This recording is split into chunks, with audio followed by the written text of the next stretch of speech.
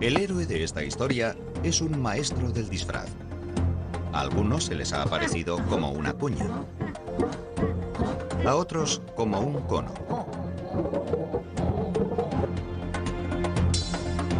Pero sea cual sea la forma que haya adoptado, él siempre ha sido el número uno. Su historia es nuestra historia. Es una historia de lucha, de conocimiento, del lugar de donde vienen los números. Veremos cómo uno contribuyó a la creación de grandes ciudades y a la construcción de imperios, e inspiró a algunos de los más grandes pensadores de la historia. Y veremos también cuál fue su papel en el hecho de que el dinero funcione como lo hace. Oh, gracias. Y por último veremos cómo uno se alió con cero para dominar el mundo en que vivimos hoy en día, el mundo digital, el mundo gobernado por unos y ceros. Las palabras que estoy diciendo ahora han sido recogidas en primer lugar por mi ordenador utilizando un código de unos y ceros. Incluso mi imagen, que sale en esta televisión digital, ha sido enviada a través del éter como una serie de unos y ceros.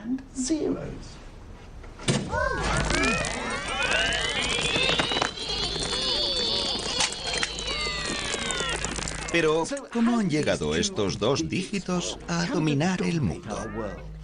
Eso no ha sido siempre así. De hecho, durante la mayor parte de la historia humana, el cero ni siquiera ha existido. Es uno el que ha contado de verdad. La historia del número uno. ¿De dónde venía uno? Bueno, esta historia empieza en los albores de los tiempos. Hace 3.042.059 años, el primer primitivo uno salió reptando de aquel caldo primigenio para vivir en tierra firme.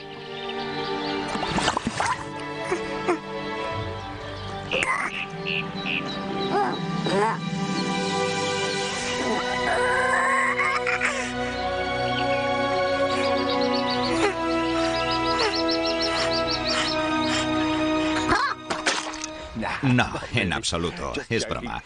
De hecho, los orígenes del uno están envueltos en misterio. Un misterio que solo nuestros más primitivos antepasados podrían resolver. En cierto momento, alguno de ellos debió ser el primer ser humano que usó el uno para contar. Pero, ¿cuándo? Prácticamente desde que el hombre ha sido capaz de hacer marcas en los huesos, ha estado, bueno, haciendo marcas en los huesos.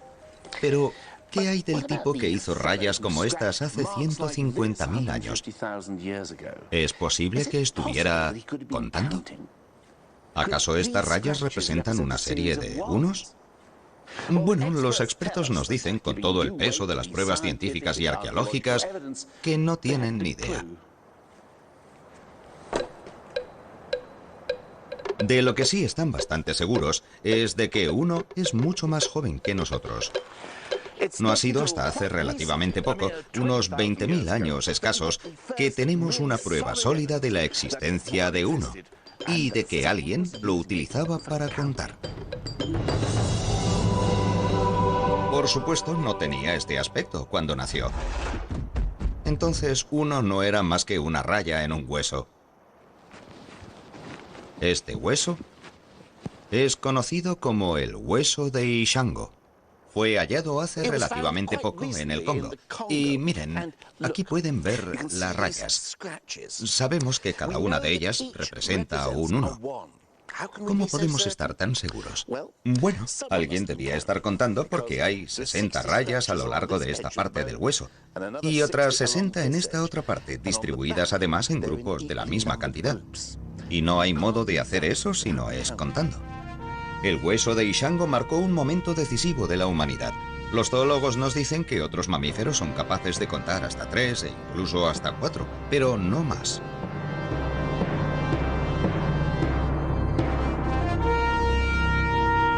Al convertir el 1 en una raya, Nuestros primeros ancestros podían contar hasta 4, 5 y 6 si realmente eran tipos listos.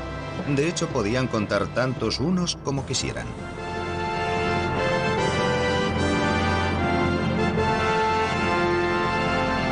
Y eso fue lo que nos dio ventaja sobre leones y tigres. En adelante, contar no tendría límites. Uno había crecido hasta convertirse en un chico grande.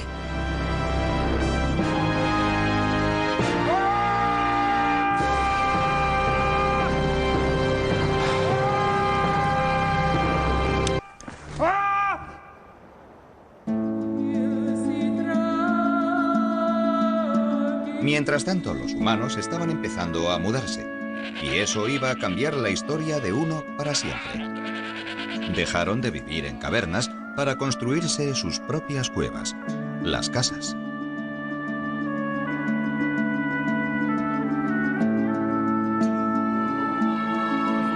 El siguiente acontecimiento importante en la vida de uno iba a suceder en la antigua civilización de Sumer. Aquí, en el Próximo Oriente, hace alrededor de 4000. Bueno, ahí lo tienen. En aquella época, los sumerios decidieron darle a uno su independencia. Dejaron de representarlo haciendo rayas en un hueso y lo liberaron, representándolo como una ficha.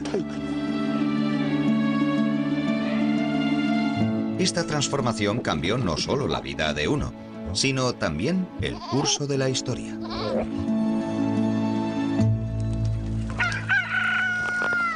La invención de estas fichas permitió a los sumerios hacer cosas que nadie había hecho hasta entonces. Si tú añades muescas a un palo o hueso, puedes hacer solo eso, añadir o sumar. Pero con las fichas puedes también quitar, restar. Supongamos que tienes 6 gallinas y te comes 5.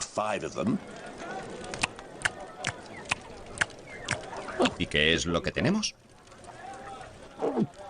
Una indigestión. No. Ha inventado la aritmética. Aquel fue el mayor avance de un...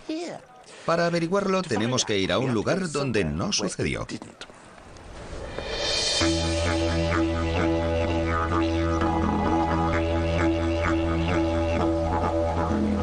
Conozcan a los Walpiri, de la Australia Central. Son un pueblo que vive aquí desde hace unos 30.000 años, aunque no hace tanto que los antropólogos descubrieron que no utilizan números. La gente se interesó por los Walpiri porque en nuestra lengua no utilizamos números.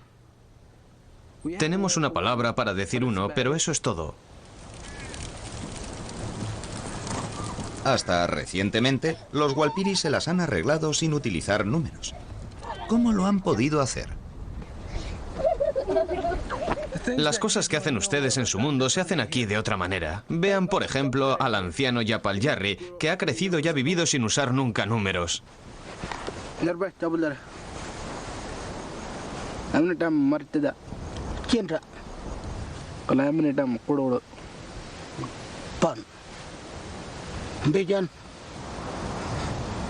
Yapal Jarri nombra a todos sus nietos. Lo que no dice es 4, que no existe en su vocabulario.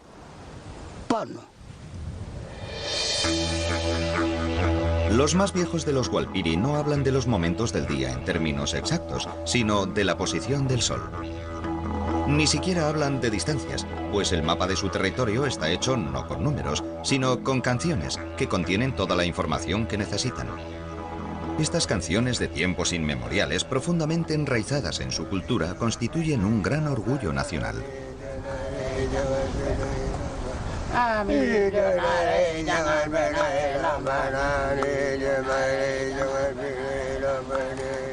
El hecho es que tradicionalmente los Walpiri no han necesitado realmente un sistema numérico, y mucho menos la aritmética. Pero, ¿por qué en la otra punta del mundo, hace 6000 años, las gentes de Sumer sintieron la necesidad de convertir a uno en una ficha e inventar las matemáticas?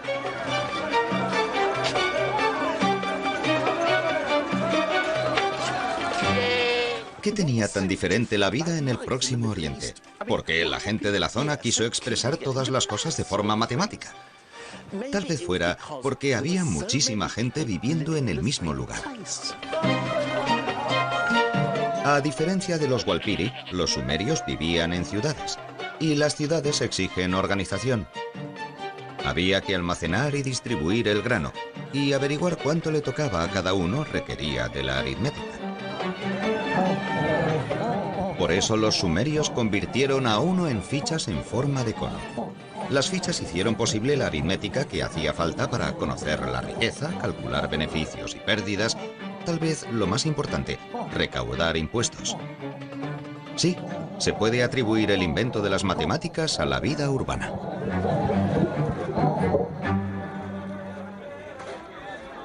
La habilidad de practicar la aritmética no fue lo único que los sumerios necesitaron en su vida urbana. También debían ser capaces de llevar un registro continuo de sus cálculos. Pero el caso es que la escritura no se había inventado aún, y parece que fueron los números las primeras cosas que se escribieron. Sucedió de la siguiente manera. Cantidades concretas de conos se guardaban en bolsas de arcillas que se sellaban para conservarlas a salvo. Una vez sellada la bolsa, ¿cómo podían acordarse de cuántos conos tenía cada una? Era un pequeño problema. Pero, un momento. Cogieron otro cono e hicieron en la parte exterior de la bolsa tantas impresiones como conos había en su interior. Después, alguna mente brillante se dio cuenta de que no necesitaban las bolsas para nada. Y ni siquiera hacían falta los conos. Podías hacer marcas directamente sobre una tablilla de arcilla y ya está. Tenías un registro de la cantidad. Había nacido la noción de la escritura. Los matemáticos sumerios eran ahora capaces de mantener registros permanentes de sus cálculos, y estos podían llegar a ser más complejos que nunca. Solo unos pocos elegidos, a los que se entrenaba desde la infancia, eran iniciados en los misterios de los números. Llegaron a ser una élite poderosa y muy bien pagada, a la que aún hoy rendimos homenaje. Eso es, el gran legado de los sumerios al mundo fue el contable.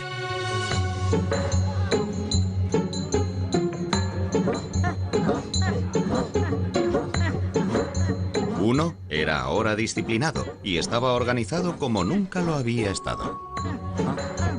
Se convirtió en una poderosa herramienta. Podía ser utilizado para construir imperios, que es precisamente lo que le sucedió a Uno en su siguiente reencarnación.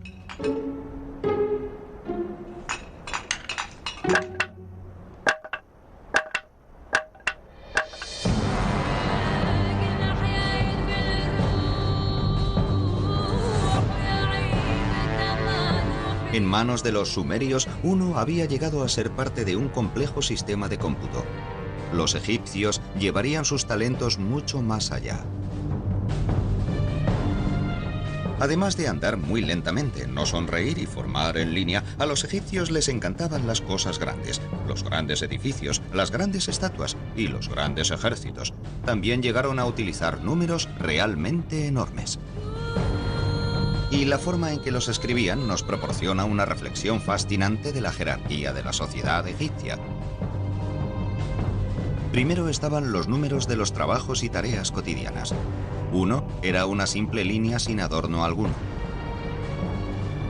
10 era una cuerda. Y 100, un rollo de cuerda. Todos humildes números del trabajo diario. Pero a continuación venían los números de los aristócratas, números para impresionar.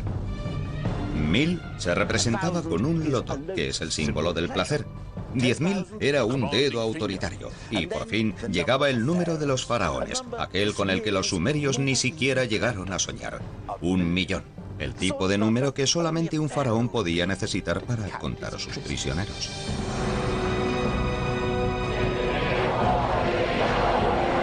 Fue el primer millón de la historia, y el símbolo que lo representaba era un prisionero implorando perdón, o puede que un contable rogando que no le hicieran contar más prisioneros. En cualquier caso, Uno nunca había tenido tanto trabajo. Pero los egipcios querían que Uno hiciera también otro trabajo, tal vez el más importante de todos. Necesitaban que les ayudara en la obra. Los antiguos egipcios eran constructores empedernidos que tenían buen ojo para la belleza. Pero no se pueden crear cosas bellas sin medirlas con exactitud. Y no se puede medir con precisión si no sabes cuál es tu unidad. Es decir, qué es lo que entiendes por uno.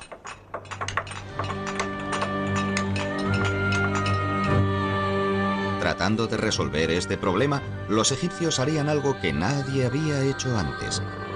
Definieron su propia versión de uno. Y la basaron en la longitud del brazo de un hombre contada del codo a la punta de los dedos, más la anchura de la palma.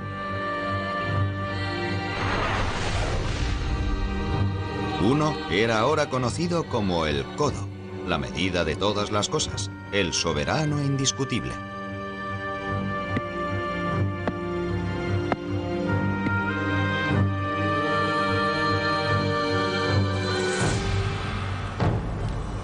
Estos unos oficiales, las barras maestras de un codo, eran tan importantes que se guardaban celosamente en el templo. Se hacían copias de ellas y se distribuían para que a lo largo de todo el imperio, fuera cual fuera la edificación, todos supieran lo que querían decir con uno. Y con esta simple barra de medida, los egipcios pudieron completar sus vastos proyectos arquitectónicos con asombrosa precisión. Si uno no se habría convertido en el codo, algunas de las maravillas del mundo habrían sido, bueno, menos maravillosas.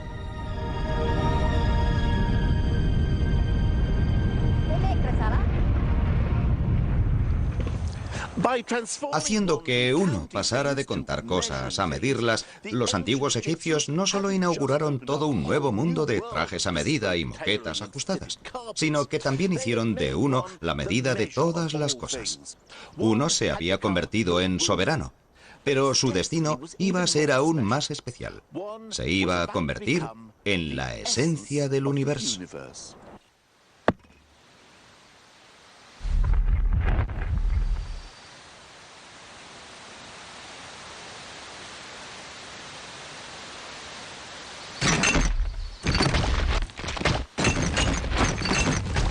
Todo empezó hace alrededor de 2500 años en la antigua Grecia, o lo que entonces era la Grecia moderna, a causa precisamente de un tipo que se llamaba Pitágoras.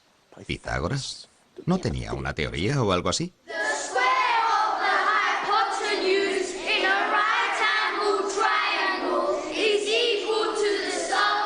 Eso es, el teorema de Pitágoras.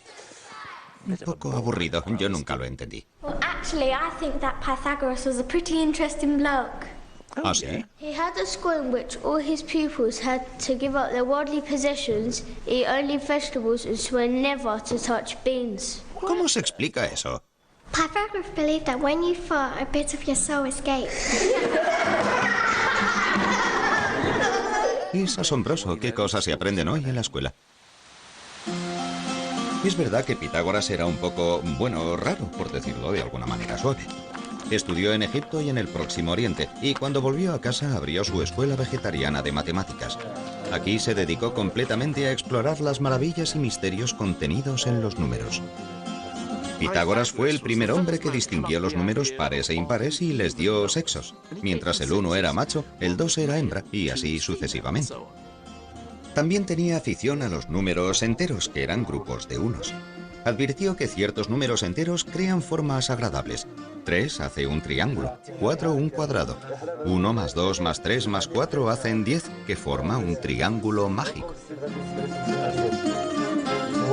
Pitágoras estaba también convencido de que 1 contribuiría al fin a explicar una de las cuestiones filosóficas fundamentales de la época. Los filósofos griegos buscaban incansablemente la primera materia del universo, aquella de la que todo estaba hecho. Un filósofo decía que todo estaba hecho de fuego, otro que de aire, el tercero que de agua. Pitágoras decía que todo estaba hecho de números, incluida la música. Para descubrir lo que Pitágoras quería decir, he venido al Jardín Botánico de Waterbury, en el Oxfordshire. Oh, muchas gracias. Pero ahora necesito un matemático. Oh, yo soy matemático. Oh, mira qué suerte. Pero si quieres saber algo sobre Pitágoras, la música y las matemáticas, vamos a necesitar algunos tiestos de diferentes tamaños. Ay, ay, ay. Oh, perfecto. Pitágoras quería comprender por qué ciertas combinaciones de notas sonaban tan hermosas y armónicas, y vemos que, si golpeamos un tiesto, obtenemos una nota, la... Pero si la combina con la nota de este otro tiesto, la... Es una combinación bastante mala. Escuchémoslas juntas. Sí, eso no suena nada bien. Pero si toco este tiesto de aquí, la... Es una combinación hermosa. Vamos a escucharlas a la vez. Pero ¿por qué es una combinación tan hermosa? La respuesta es por la matemática. Los pesos de cada uno de estos tiestos mantienen una relación perfecta de 1 a 2. Y es esa combinación de números enteros la que produce ese sonido tan hermoso en oposición al caso del primer tiesto. Esto es en relación como de 1 a 1,2. No es una relación agradable de números enteros, por lo que se produce un sonido poco armonioso. Lo que Pitágoras dice es que las armonías son combinaciones de números enteros, números que vienen a ser grupos de unos. Pitágoras advirtió que estos números enteros eran la razón por la cual las cosas sonaban de manera tan hermosa, y eso le entusiasmó tanto que pensó que realmente la matemática era la base de todo, que podría explicar la armonía musical y el cosmos, y de ahí acuñó la frase la música de las esferas. ¿Tocamos?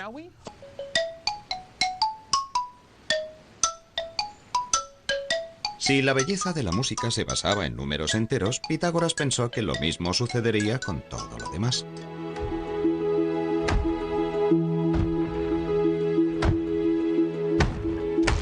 Y como los números enteros son grupos de unos, uno debería ser la materia esencial de la que estaba hecho el universo.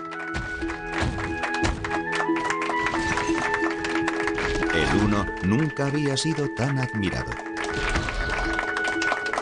Pero en última instancia, todo el sistema de creencias de Pitágoras estaba condenado al fracaso. E irónicamente, fue el triángulo que lo hizo famoso el que probaría su error.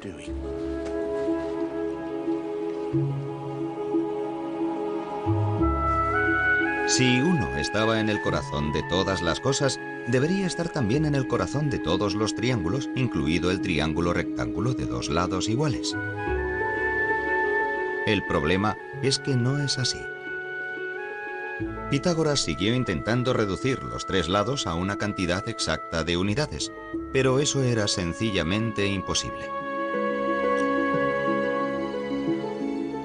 Cuando uno de sus discípulos trató de hacerle ver este asunto, los demás lo ahogaron.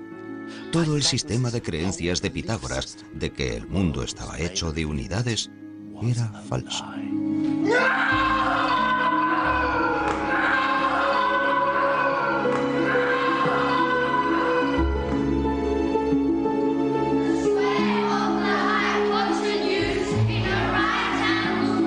Pobre Pitágoras, que fue derrotado por su propia y más querida forma geométrica. El uno, sin embargo, estaba a punto de embarcarse en una nueva aventura. Solo que antes tendría que hacerse algo menos real. Como todos los humanos anteriores a él, Pitágoras no concebía los números si no representaban cosas reales. Un 1 no era un 1 si no se refería a una silla, o un paso, o un presentador de televisión. Pero los matemáticos que siguieron a Pitágoras rompieron estas restricciones. ¡Eureka! ¡Eureka! Sí, Arquímedes es hoy famoso por haber sido el primer striker de la historia, pero de hecho fue el más grande matemático de la antigüedad. ¡Eureka! ¡Eureka! A Arquímedes le encantaba jugar con los números y llevó a las matemáticas al reino de lo inimaginable porque en esos juegos permitió que los números hicieran cosas imposibles, como calcular cuántos granos de arena harían falta para llenar el universo.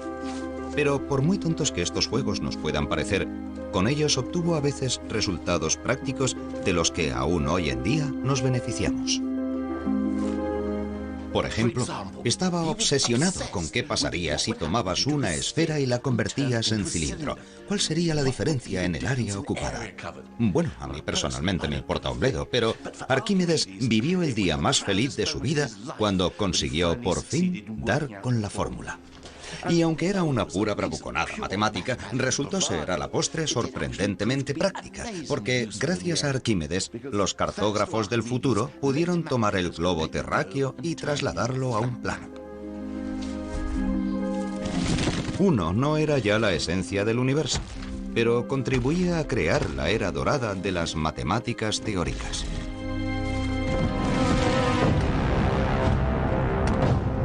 Pero una nueva fuerza se estaba extendiendo por el mundo, y uno estaba a punto de ser dominado por un pueblo que tenía obsesiones muy diferentes.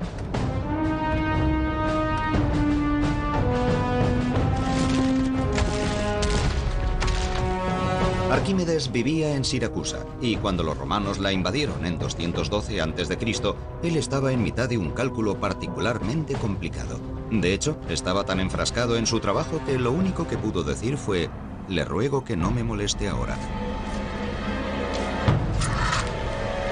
Tal vez no fue una actitud muy inteligente. Fue el fin de las matemáticas teóricas en el mundo clásico. Los romanos no estaban interesados en vagas abstracciones del tipo cómo calcular el peso de todas las cabras que hayan vivido nunca. Estaban más interesados en el poder. Lo quisiera o no, uno era ahora un siervo de Roma.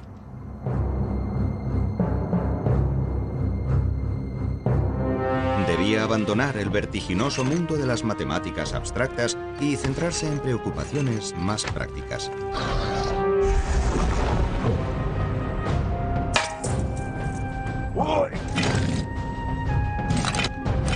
Se convirtió en la columna vertebral del mundo romano, pues los romanos lo usaron para establecer una rígida cuadrícula numérica en su ejército. Había 10 hombres en una sección, y 10 secciones, es decir, 100 hombres, constituían una centuria.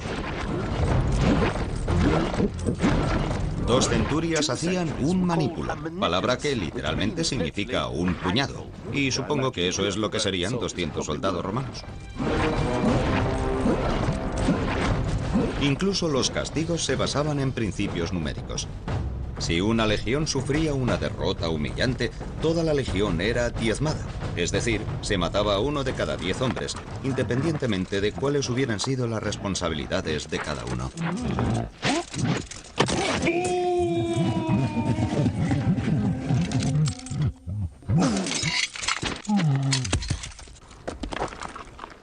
El gran objetivo del mundo romano era mantener las cosas en funcionamiento.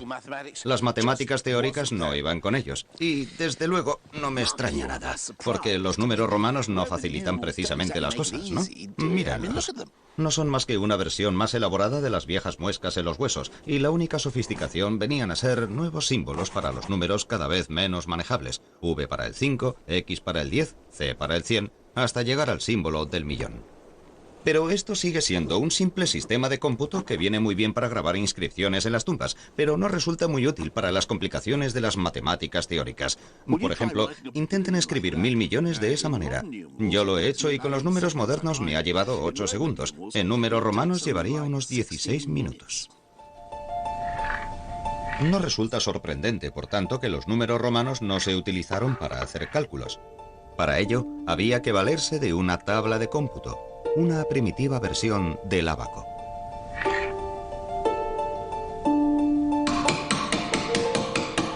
Los propios números solo se usaban para registrar los resultados. Tal vez no sea casualidad que, a diferencia de los griegos, hoy en día no se recuerde ni un solo matemático romano.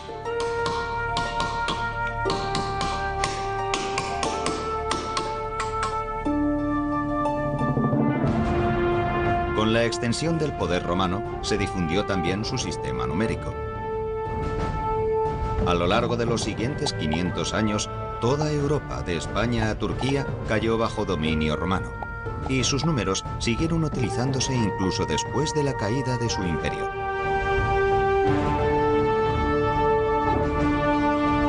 Pero aunque el sistema romano parecía indestructible, no lo era. Su perdición vendría del este, de la India, para ser más preciso, alrededor del año 500 de nuestra era.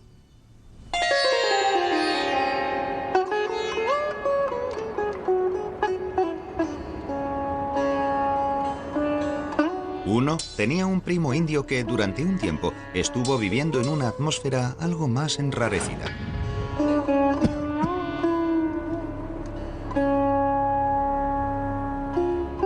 Los indios parecían haber estado mucho menos preocupados por la organización militar que por la renuncia al mundo y la búsqueda de la iluminación.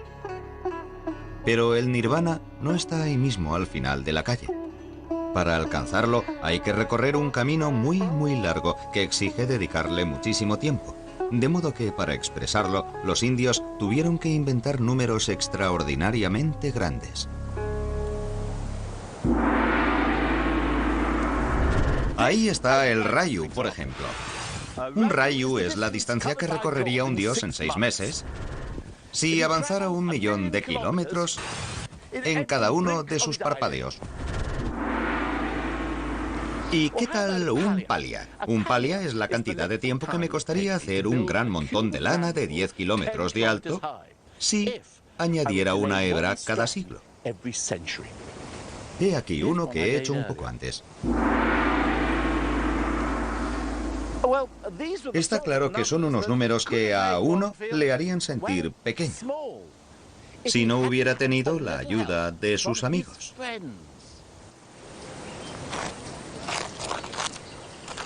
A diferencia de los romanos, los indios maquinaron un sistema que podía arreglárselas con números vastísimos. Desarrollaron un símbolo diferente para cada cifra del 1 al 9. 1, 2, 3.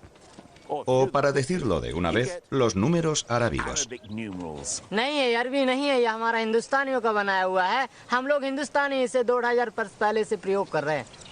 La verdad es que tiene razón. Los números que utilizamos actualmente se llaman arábigos, pero de hecho nacieron aquí, en la India, en fecha tan temprana como el 500 después de Cristo. Pero hace alrededor de 1500 años, o algo más si están viendo una reposición de este programa, a alguien se le ocurrió una idea estupenda, increíble y extraordinaria. La mayor revolución que se había producido en los números desde que los sumerios inventaron las matemáticas. Un invento que cambiaría el mundo. Inventaron un número completamente nuevo. Y es aquí, en este diminuto templo de 11 siglos de antigüedad en Gwalior, en el norte de la India, donde se encuentra este nuevo número. Y después de recorrer 6.500 kilómetros, por fin voy a verlo.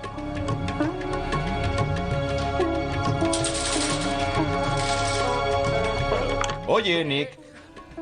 Está cerrado.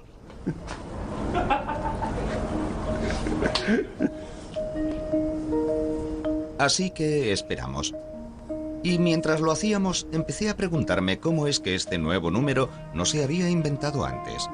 Es un numerito sencillísimo que se dice en un momento y se escribe aún más rápidamente. Ah, aquí está. Pero una vez inventado, transformó la vida de uno de una manera que acabaría cambiando también el mundo entero. Bueno, he aquí el ejemplo indiscutible de la mayor invención india, el nuevo número. El santo grial de los números. El 0. Por primera vez en la historia de la humanidad, alguien hizo de la nada un número. La inscripción dice que se plantó un jardín para producir flores para el templo, y para asegurarse de que tendrían suficientes flores, el jardín debía medir 187 por 170 astas, alrededor de 8 hectáreas. Mientras los romanos usaban los números para registrar sus conquistas y contar cadáveres, estas gentes los utilizaban para asegurarse de tener las provisiones necesarias para sus arreglos florales. Y ustedes dirán, ¿a qué viene tanto rollo? O sea, ¿qué tiene de maravilloso inventarse un símbolo que significa nada? Si alguien me preguntara cuántas cosas tengo en la mano, podría decir simplemente que no tengo nada y no necesito un 0 para eso. Bueno, un 0 solo tal vez no sea nada, pero al combinarlo con 1, empezó la magia.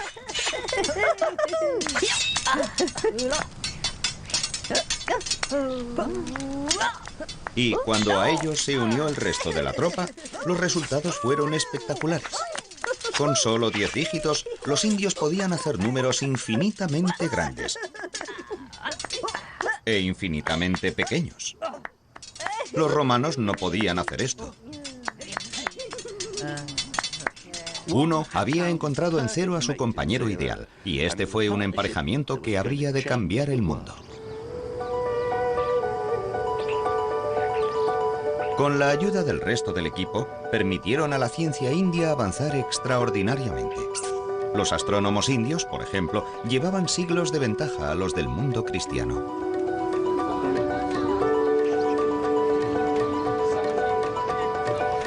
Los científicos indios afirmaron que la Tierra giraba sobre su propio eje y que se movía alrededor del Sol.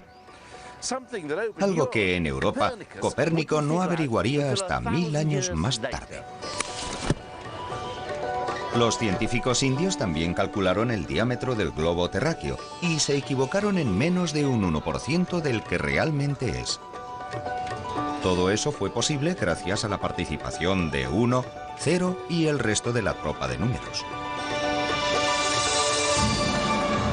Fueron una gran sensación y su fama se extendió rápidamente por toda la Tierra. Antes o después se iba a producir un conflicto con los números romanos. Pero por ahora, 1, 0 y sus amigos se abrieron camino a través de los desiertos de Arabia para conquistar una de las sociedades más sofisticadas de la época en lo que hoy es Irak.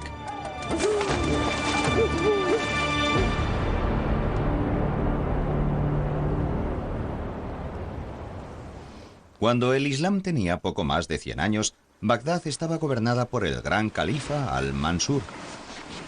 El califa quería que su pueblo viviera de acuerdo con el Corán, para lo que instituyó tribunales y jueces que aplicaran la ley del profeta.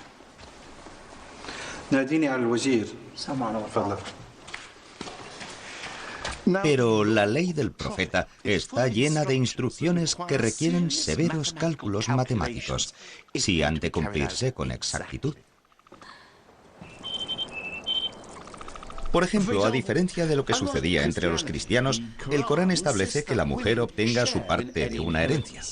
El libro dice, hay una parte para el hombre y otra para la mujer, cada una de las cuales depende del número de los demás parientes y de su relación con el difunto. Hacer todos esos cálculos requería la utilización de fracciones y ratios, pero los árabes de la época contaban aún con los dedos. No es que no estuvieran dotados para la aritmética compleja, es que su sistema numérico no les permitía avanzar más.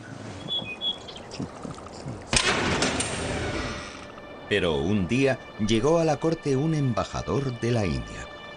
Debía aparecer ante el gran califa con algún tipo de presente, pero el califa era un hombre de riquezas infinitas. Resultaba difícil saber qué regalarle. Vaya que una camiseta que dijera "Adoro la India" no habría servido.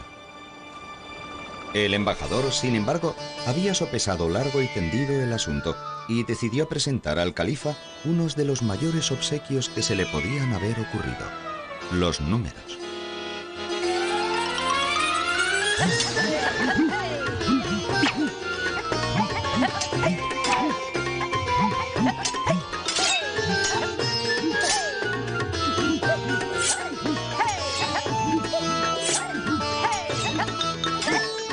La verdad es que no sabemos exactamente cómo el mundo islámico llegó a adoptar los números indios, pero la historia del embajador es mi favorita.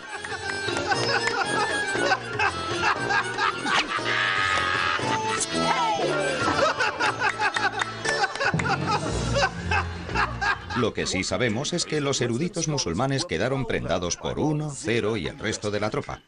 Y el más famoso de aquellos fue un hombre llamado Al-Khwarizmi. Al-Khwarizmi. Al-Khwarizmi.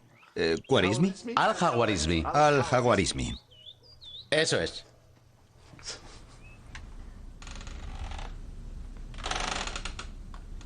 Al-Khwarizmi y sus colegas enseñaron a estos números un montón de trucos completamente nuevos. Ecuaciones cuadráticas. Álgebra. Pasteles de logaritmos cúbicos invertidos.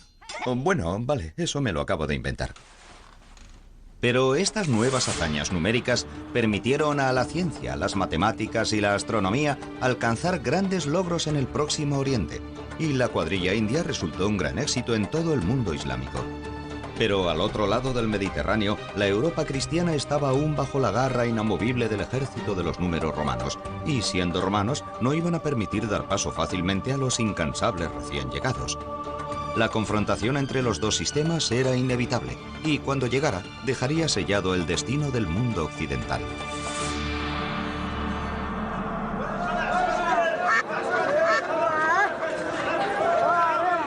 El principio del fin de los números romanos empezó en las costas del norte de África.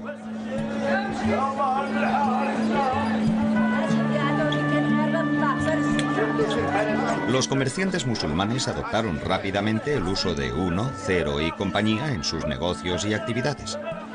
Para finales del siglo XII, los números indios eran ya de uso común. Y fue en el ajetreado puerto de Bellaya donde un joven, hijo de un diplomático italiano con base en Argel, vio por primera vez su asombrosa actuación.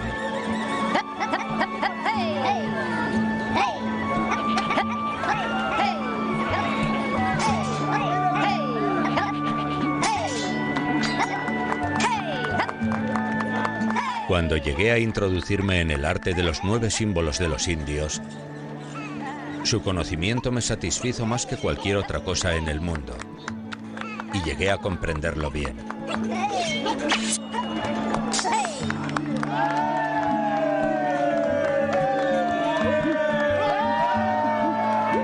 Aquel joven era conocido como Fibonacci y quedó tan prendado de los números indios que cuando creció decidió llevárselos con él a casa. En 1202, Fibonacci escribió un libro sobre el cálculo llamado, el libro del cálculo. Hoy está considerado como uno de los grandes matemáticos de todos los tiempos, y su libro constituyó un auténtico escaparate para los números indios. Pero Fibonacci no era solo un teórico en su torre de marfil. Parte de su libro de cálculo estaba destinada especialmente a los comerciantes, a los que les mostraba lo útiles que podían ser los números indios para calcular sus beneficios.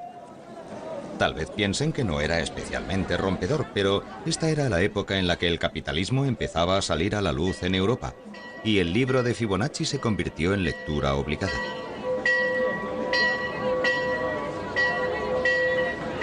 Por desgracia, la gente corriente se encontraba cómoda con los viejos números. Al fin y al cabo, habían vivido con ellos durante los últimos 1000 años. Los viejos números romanos no iban a ponérselo fácil a los recién llegados.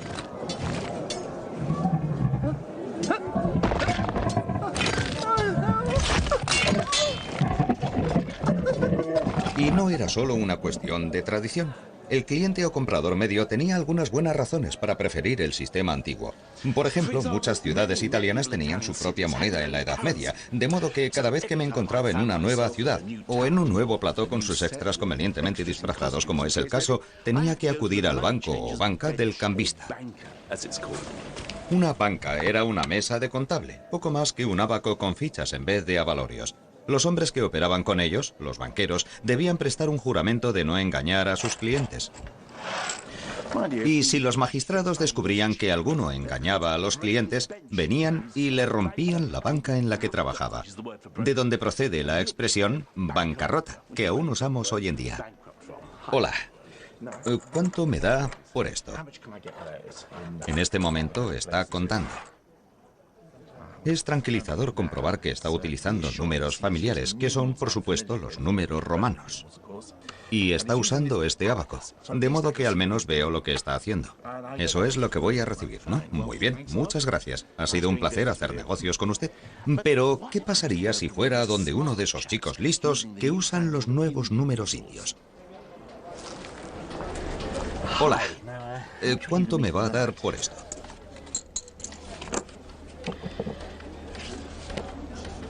Aquí hay un ligero problema. Si yo fuera un cliente medieval, no tendría ni idea de lo que está escribiendo. Así que no me extraña que la gente se mostrara recelosa. Si mi banco empezara a llevar mis cuentas en chinos, también me preocuparía un poco. Oh, gracias, pero no tengo ni idea de cómo ha llegado hasta ahí. Bueno, en cualquier caso, gracias. Esta desconfianza llegó a ser extrema.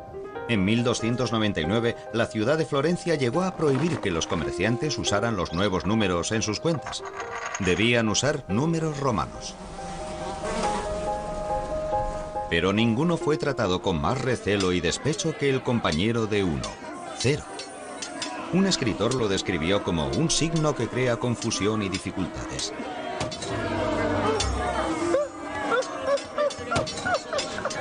A 0 se le llamó cifra y se le consideraba tan sospechoso que esta palabra acabó definiendo el modo de hacer códigos secretos, de donde viene cifrar y descifrar.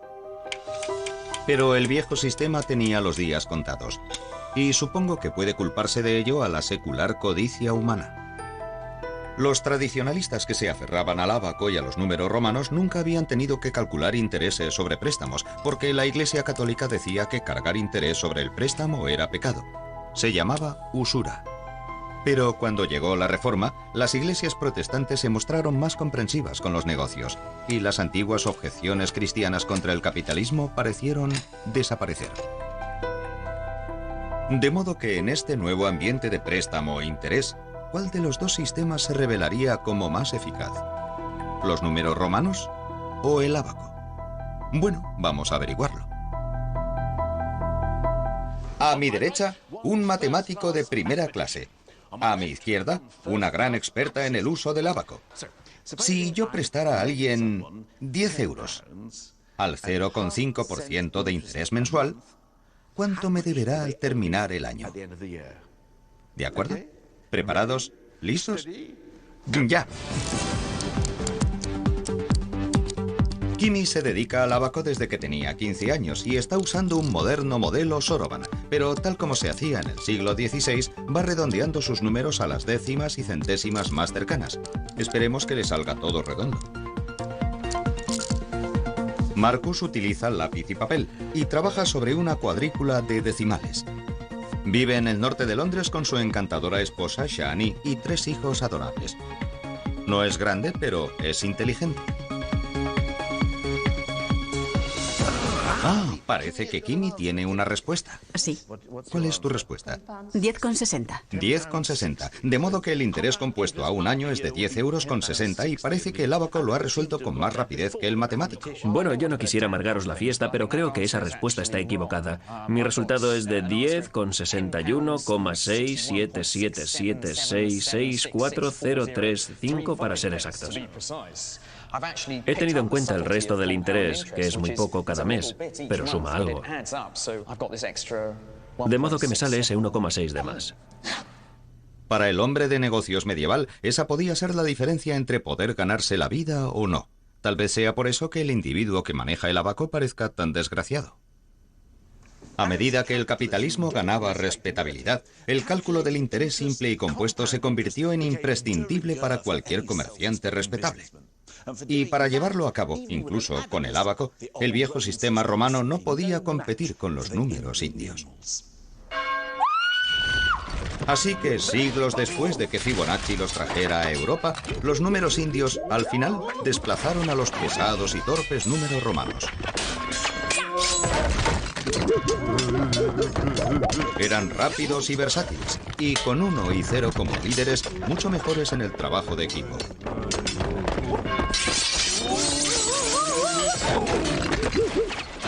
Cuando llegó el final, resultó pan comido. Los viejos números romanos cayeron por fin en bancarrota. Pero 1 y 0 tenían planes de futuro aún más ambiciosos y no pensaban incluir en ellos el resto de los números.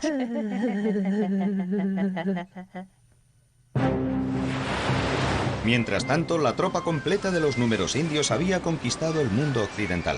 Con ellos, los navegantes europeos hallaron más fácil calcular la latitud en la que se encontraban y así atreverse a cruzar el gran océano lejos de la vista de la Tierra. Así es como tropezaron con América. Y los nuevos números se convirtieron en el vocabulario de la banca moderna tal y como lo conocemos hoy. Pero aún había mucho espacio para el viejo problema de el error humano. ¡Socorro! ¡Socorro! ¡Socorro! ¡Socorro! ¡Qué desgracia! ¡Socorro! ¡Qué desgracia! Colón pensaba que había llegado a Japón cuando de hecho había llegado a las Indias Occidentales tras recorrer la mitad del mundo. Había cometido un error que es cosa de humanos, pero había un hombre empeñado en conseguir que dejaran de producirse. Sucedió alrededor de 1600... Bueno, no sé ni por qué me molesto.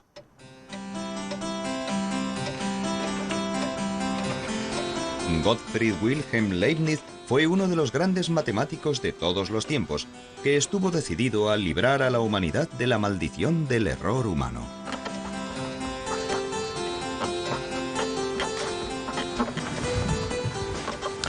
Tratando de hacerlo, Leibniz inventó algo que aún hoy sigue afectándonos en nuestras vidas cotidianas.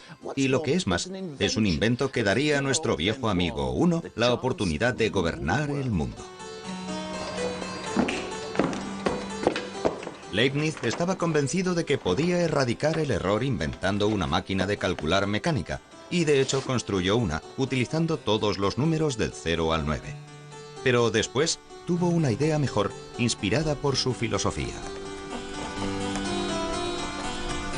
Es verdad que, mientras el completo vacío y la jungla sombría pertenecen a Cero, él es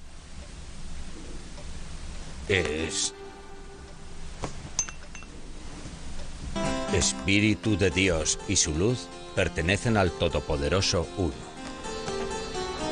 En otras palabras, y parafraseando a Leibniz muy libremente, el universo es una especie de queso de Gruyère, cosa que algunos habíamos sospechado durante años. En él, los agujeros son tan importantes como el propio queso, de modo que para construir el mundo necesitamos tanto algo, el viejo número 1, como montones de nada, que es donde el 0 entra en acción. Leibniz estaba convencido de que 1 y 0 eran los únicos miembros del equipo realmente necesarios. Afirmaba que con estos dos números podría hacer realidad cualquier sueño matemático, y lo que es más, eliminar el error humano. Se libró del resto de los números y desarrolló un sistema que usaba solo unos y ceros, el llamado sistema binario. Pero un minuto, ¿cómo se pueden expresar todos los números solamente con el 1 y el 0? Creo que es hora de que consulte a alguien que sabe de qué hablamos. Marcos, necesito entender el sistema binario. ¿Binario? Bien, déjame mostrarte un número en sistema binario. De acuerdo. He aquí el número 9 escrito en sistema binario. Se usan solo unos y ceros, y se escribe cualquier número. Solamente con unos ceros. Esto es 9 en binario. Bueno, a mí me parece que es 1001. Eso es porque estás obsesionado con tus 10 dedos y quieres contar las cosas de 10 en 10. En el sistema decimal tienes en cuenta cuántos unos hay en la primera columna, cuántos dieces en la segunda, cuántos cientos y cuántos miles. Pero en el sistema binario las cosas funcionan de otro modo. En él hay que fijarse en cuántos unos, cuántos doses, cuántos cuatros y cuántos ochos hay en cada columna. Aquí tenemos un huevo. Debemos representar este número utilizando solo unos y ceros. Sí. Bien, entonces solo podemos poner un huevo o no ponerlo. Hay un huevo en el 1. Un huevo representa a 1. Ahora déjame enseñarte cómo es 9 en binario. Aquí un lote de 8. Tengo un huevo en la cuarta columna. Un 1. Sí, un lote de 8 en la cuarta columna. Y 9 es 8 más 1. De modo que necesito otro 1 en la columna de los unos. Así que en sistema binario, 9 es un 8. Ningún 4, ningún 2 y un 1. Asombroso. Pero, ¿qué pasa con los demás números? Bueno, después de unas 3 horas de clase, llegué a comprender que era posible expresar todos los números utilizando solo unos y no unos. Incluso llegué a convencerme de que no hacía falta usar huevos para hacerlo.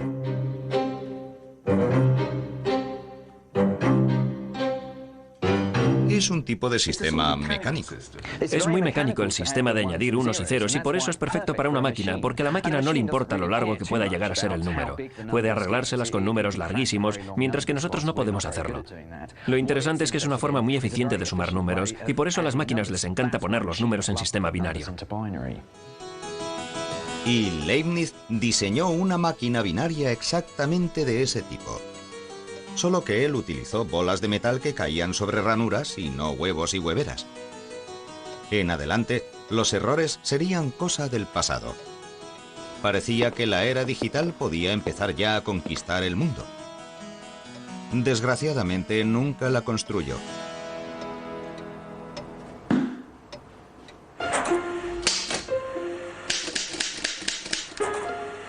Uno y 0 debían esperar aún otros 265 años antes de ponerse bajo la luz de los focos.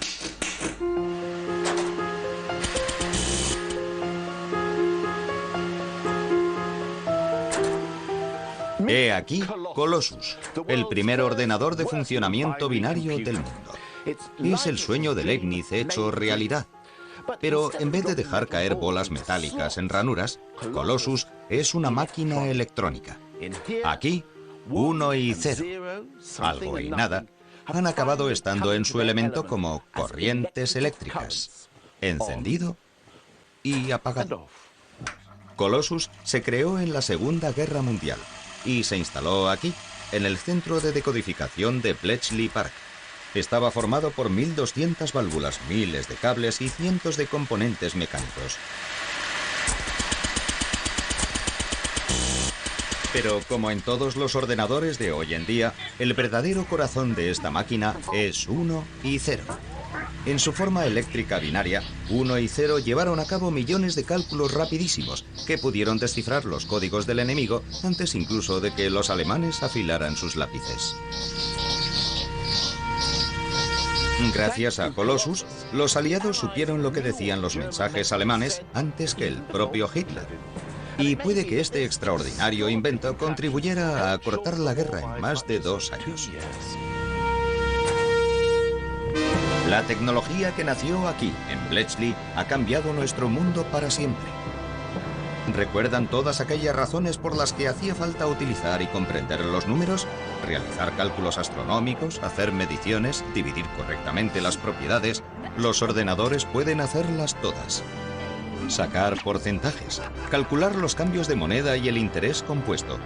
Todos esos cálculos que preocuparon y a veces dejaron perplejos a los grandes pensadores de la antigüedad pueden dejarse ahora en manos de los ordenadores. Podemos vivir en nuestra bendita ignorancia sin saber siquiera si el resultado es correcto o incorrecto. ¿Y eso tiene que ser bueno? ¿No?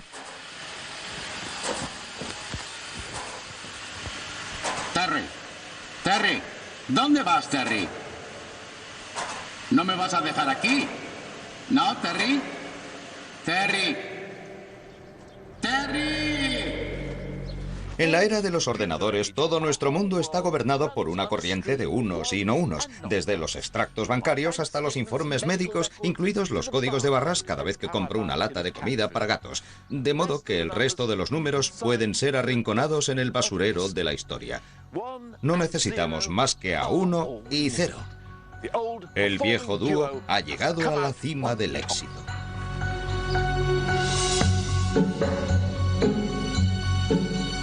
Esperamos poder controlar a estos pequeñajos.